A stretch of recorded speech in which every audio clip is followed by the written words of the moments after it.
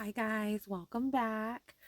Sorry I didn't do a video yesterday. I actually fell asleep while putting my daughter to bed, and I just by the time I woke up, it was 1 a.m. and I didn't have the energy to try to wake myself up to read the chapters, so I apologize. But I have to tell you guys, yesterday was Sunday, so if you don't know, I go to church every Sunday and I go to my husband's family's church. They go to a Mexican church, so it's Spanish speaking, which I don't really know Spanish that well.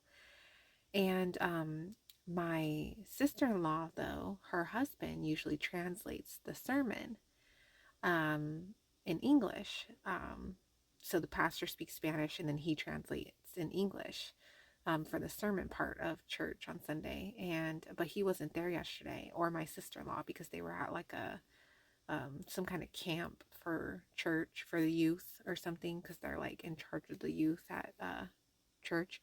Anyway, so they weren't there, and my husband got in a fight with his dad in the morning, and he didn't want to go to church because he was upset and didn't want to be around his dad. And then it upset me because of the fight that it was about, is something that also upsets me. So me and my husband were like both like just upset about the situation. And then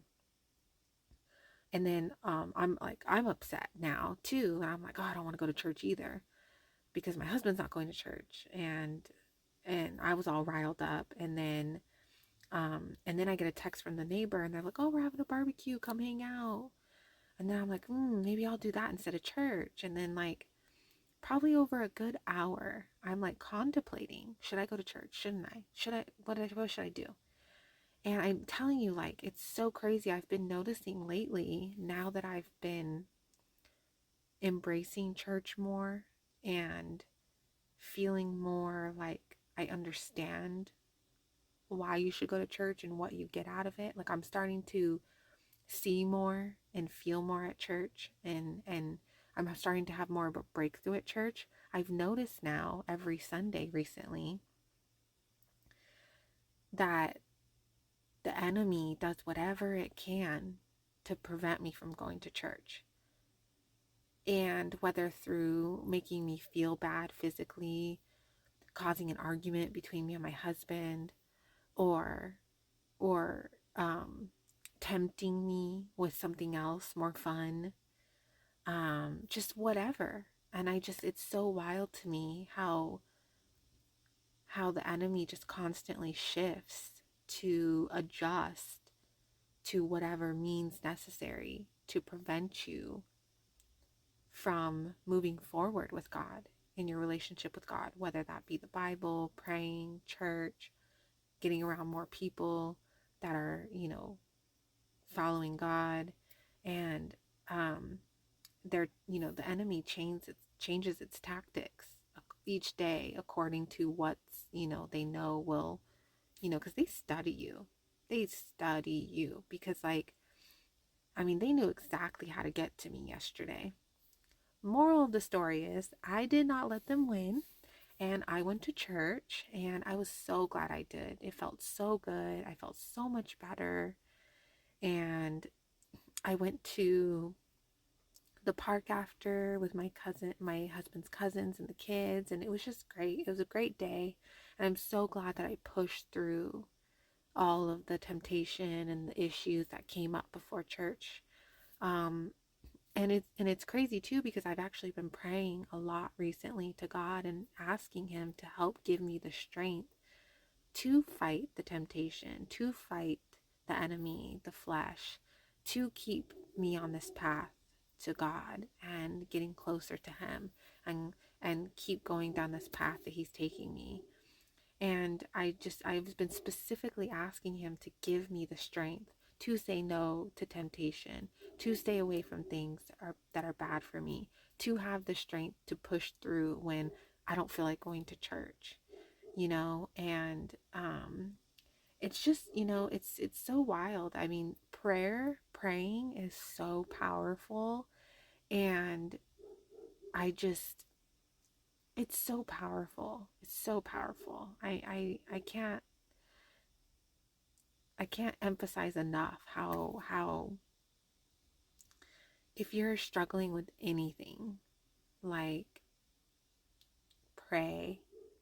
Go somewhere alone, your closet, your bathroom, your car, wherever, and pray.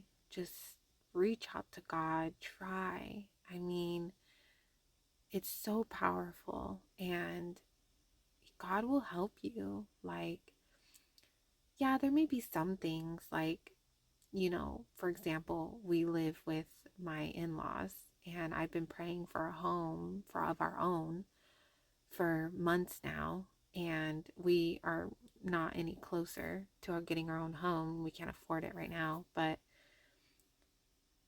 I I know that that's not because God's not listening or doesn't want to help us with having a home. It's just he's told me repeatedly, just be patient, because I know that it's not time yet. We're not there yet, but he's helping guide us and working with us and helping guide us to get to that, destination of having our own home. And we just have to be patient in the meantime and just keep seeking him and following him and obeying his will for us. And I know in my heart, I have 100% faith that he's going to bless us with a home one day. And so when I pray and I ask for a home and I don't get that right away, I know though deep down that it's not because God doesn't love me or my family and doesn't want to bless us with a home. It's just not time yet. And God sees things and puts you in positions and places for reasons. He put us in this position to live with my in-laws for many reasons. For us, for his family, many, many reasons. And it's not time for us to leave yet. And that's okay. So, I'm just trying to embrace the fact that we're here and there's reasons for it, and just try to find the best out of the situation we're in. And eventually, God will bless us with our own home. And I have faith in that. So, just don't forget, like, if you're praying for something specific and God's not answering that prayer or giving you what you want right away, don't automatically think like, oh, God doesn't love me, or he's not listening, or he's not this or that or that. If you're praying and you're asking and for something and God's not giving it to you yet, there's a reason. So, just ask God to help you have patience. Ask God to give you the strength to, deal with whatever it is that you're dealing with. Honestly, like, pray about anything. Like, I pray about asking help with, you know, um, even something simple like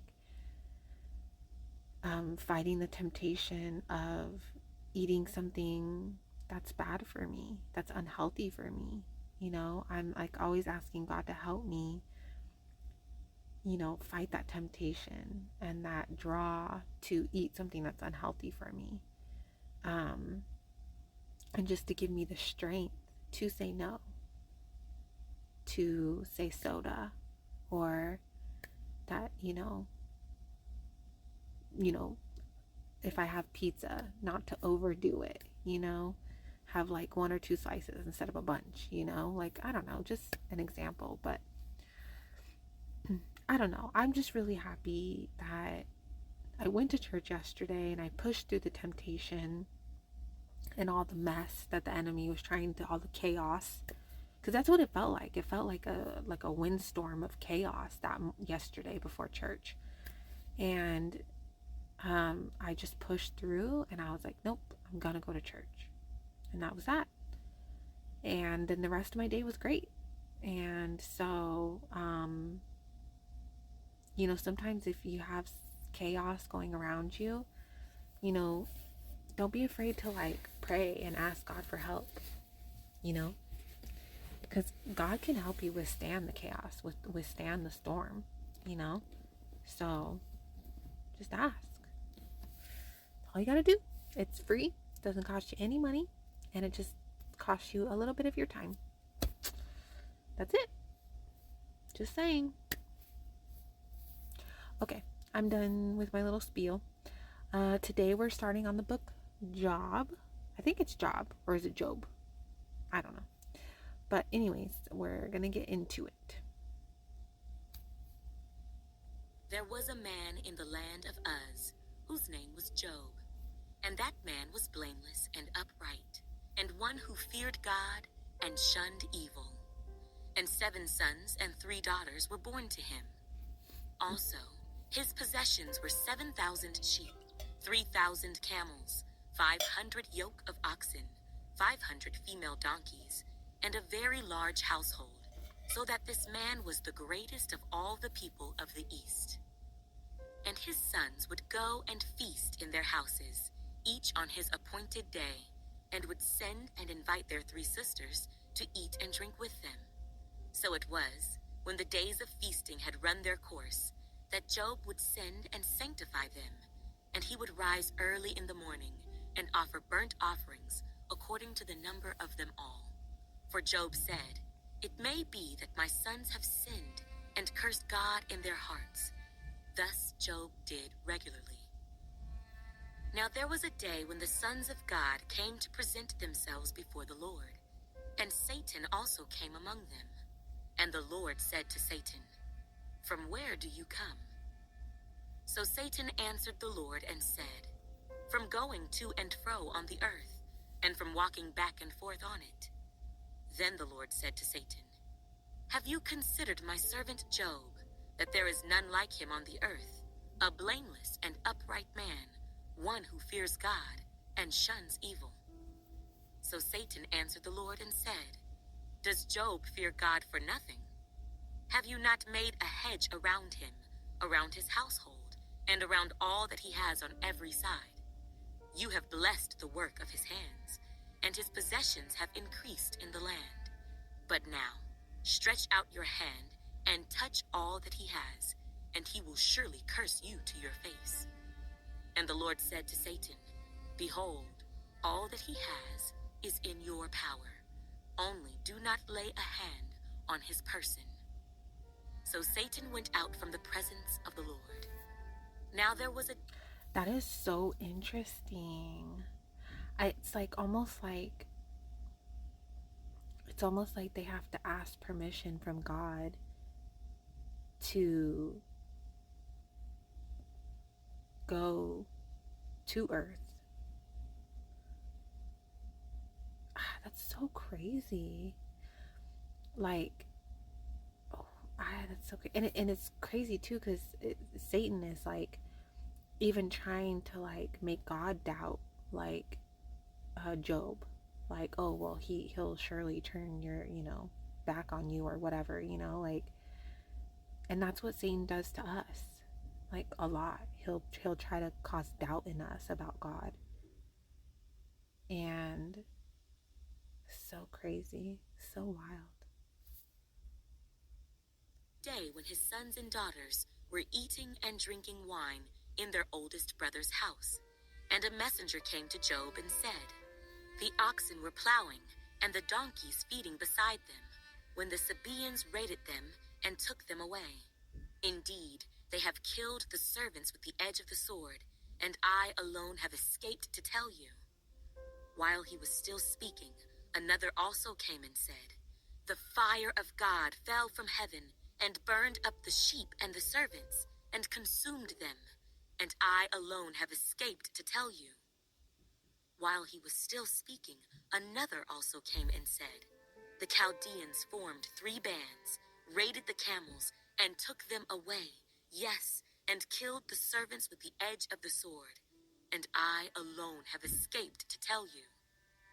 While he was still speaking, another also came and said, "Your sons and daughters were eating and drinking wine in their oldest brother's house, and suddenly a great wind came from across the wilderness and struck the 4 corners of the house, And it fell on the young people, and they are dead. And I alone have escaped to tell you. Then Job arose, tore his robe, and shaved his head. And he fell to the ground and worshipped. And he said, Naked I came from my mother's womb, and naked shall I return there. The Lord gave, and the Lord has taken away.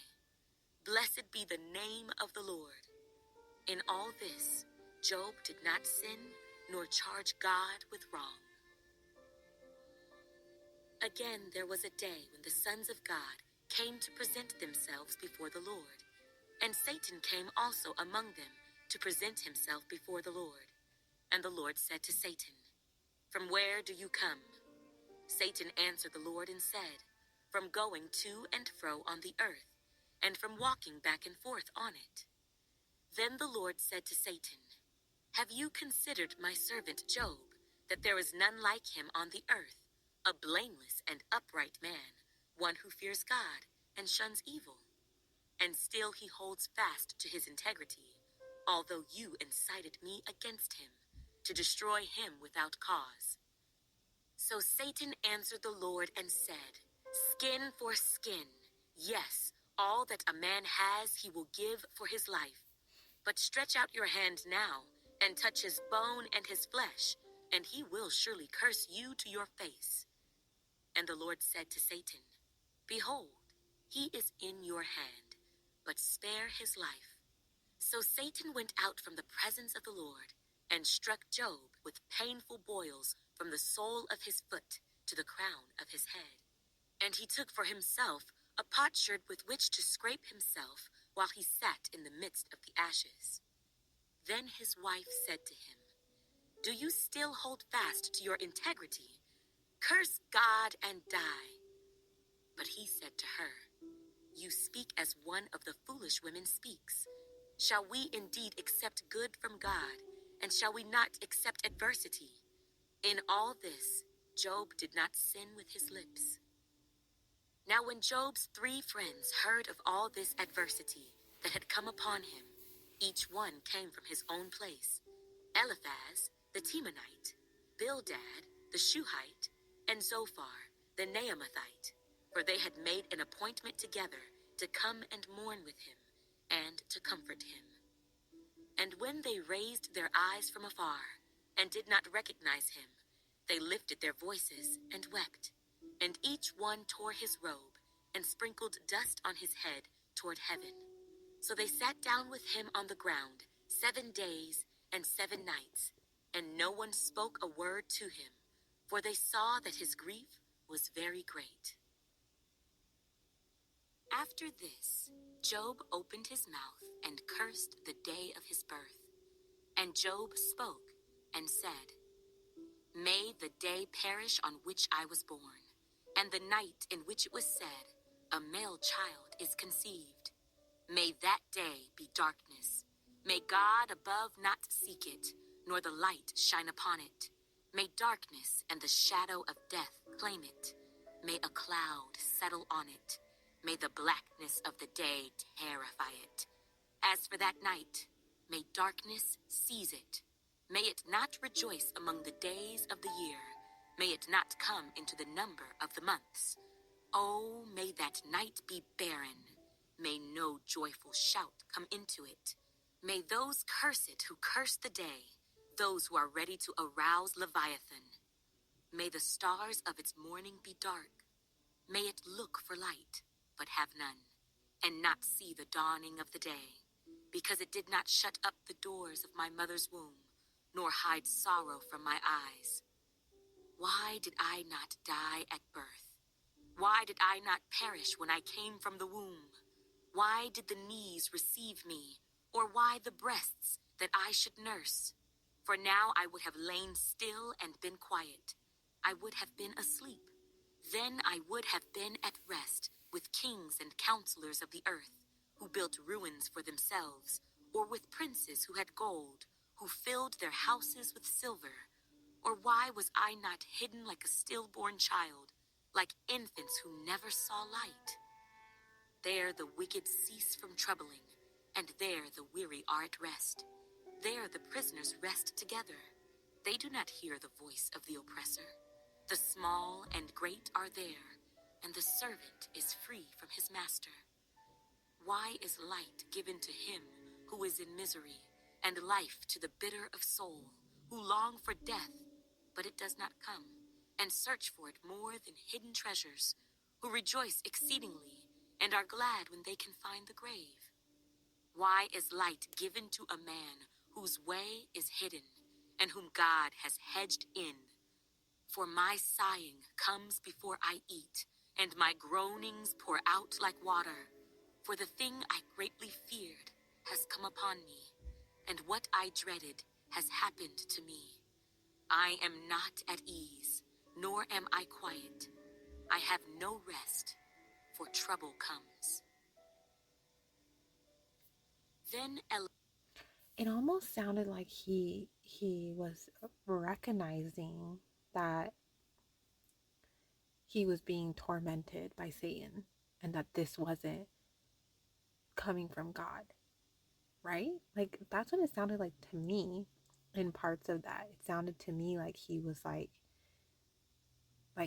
he knew that it was coming from Satan and not God. And that like he's like, oh man, like why am I alive? Like why was I even born? You know, I mean, I think we all at some point in our life, I don't know, maybe have had that thought, why was I born? You know? But so interesting. It's so nice to finally like read the Bible because I feel like lately it's been just kind of like a rough read, and this is the first time in a while that I've been like actively like, wow, this is super interesting. Eliphaz the Temanite answered and said, if one attempts a word with you, will you become weary? But who can withhold himself from speaking? Surely you have instructed many, and you have strengthened weak hands. Your words have upheld him who was stumbling, and you have strengthened the feeble knees. But now it comes upon you, and you are weary. It touches you, and you are troubled. Is not your reverence your confidence, and the integrity of your ways your hope? Remember now, whoever perished being innocent, or where were the upright ever cut off? Even as I have seen, those who plow iniquity and sow trouble reap the same. By the blast of God they perish, and by the breath of his anger they are consumed. The roaring of the lion, the voice of the fierce lion, and the teeth of the young lions are broken. The old lion perishes for lack of prey, and the cubs of the lioness are scattered. Now a word was secretly brought to me, and my ear received a whisper of it. In disquieting thoughts from the visions of the night, when deep sleep falls on men, fear came upon me, and trembling, which made all my bones shake. Then a spirit passed before my face. The hair on my body stood up. It stood still, but I could not discern its appearance. A form was before my eyes. There was silence. Then I heard a voice saying, can a mortal be more righteous than God? Can a man be more pure than his Maker? If he puts no trust in his servants, if he charges his angels with error, how much more those who dwell in houses of clay, whose foundation is in the dust, who are crushed before a moth? They are broken in pieces from morning till evening. They perish forever, with no one regarding. Does not their own excellence go away? They die, even without wisdom. Call out now. Is there anyone who will answer you? And to which of the holy ones will you turn? For wrath kills a foolish man, and envy slays a simple one. I have seen the foolish taking root, but suddenly I cursed his dwelling place. His sons are far from safety. They are crushed in the gate, and there is no deliverer. Because the hungry eat up his harvest, taking it even from the thorns, and a snare snatches their substance, for affliction does not come from the dust, nor does trouble spring from the ground. Yet man is born to trouble as the sparks fly upward. But as for me, I would seek God, and to God I would commit my cause, who does great things and unsearchable, marvelous things without number. He gives rain on the earth and sends waters on the fields. He sets on high those who are lowly, and those who mourn are lifted to safety. He frustrates the devices of the crafty, so that their hands cannot carry out their plans. He catches the wise in their own craftiness, and the counsel of the cunning comes quickly upon them. They meet with darkness in the daytime, and grope at noontime as in the night. But he saves the needy from the sword, from the mouth of the mighty, and from their hand. So the poor have hope, and injustice shuts her mouth. So interesting. I can't wait to read more. I just yeah, super interesting today. But like I've said before, I don't read ahead. I take it one day at a time because I feel like if I rushed and had read the Bible quickly in like maybe a few months or even quicker, I don't know, I feel like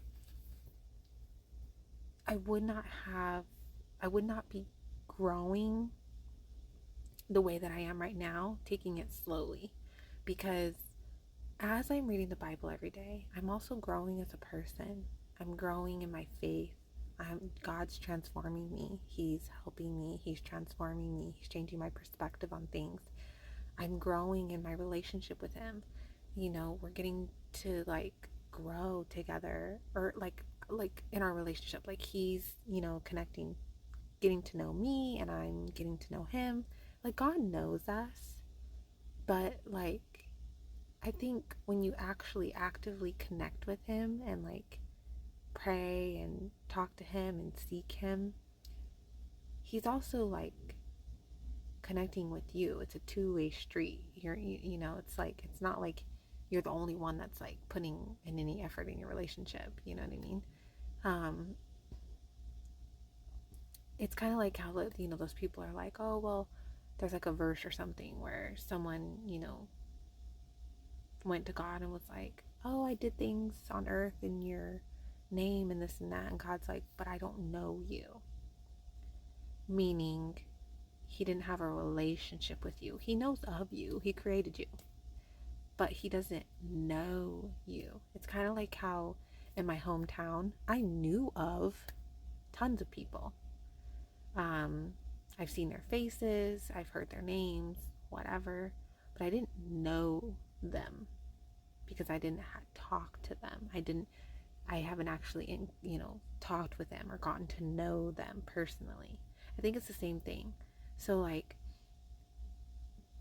taking the Bible slowly, one day at a time, and getting to know how God is through the Bible, praying, getting to know him that way, and then going to church, talking to people about him. It takes time. I think if you rush it and you quickly read the Bible for the first time, I don't think you're going to get the same amount of growth in faith in God and in your relationship with God that you would if you took it day by day. This isn't bringing God into your life is not some quick little, sprint or, short marathon. It's a lifelong thing. It's a you know, it's a lifelong thing. It's not some quick, okay, let me read the Bible quickly and then get what I want from God. No. I'm sorry, but it's just not. It's and I don't want to say it's a lifestyle. That seems incorrect, an incorrect word to use. It's almost like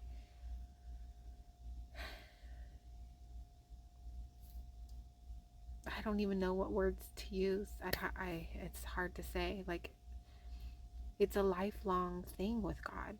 Once you bring God into your life and you open your heart to him, he's going to be there forever.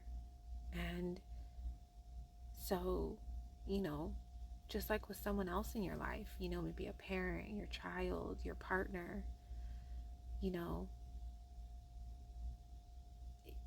you have a relationship with them your whole life.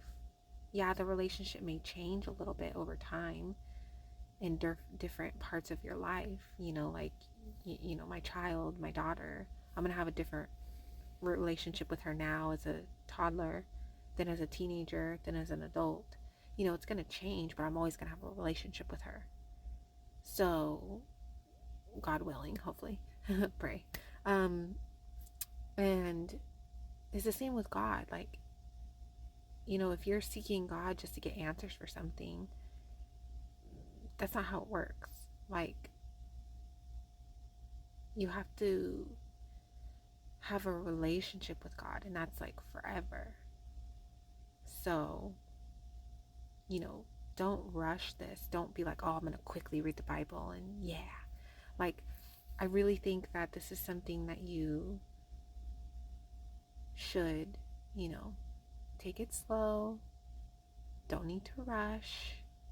Take your time.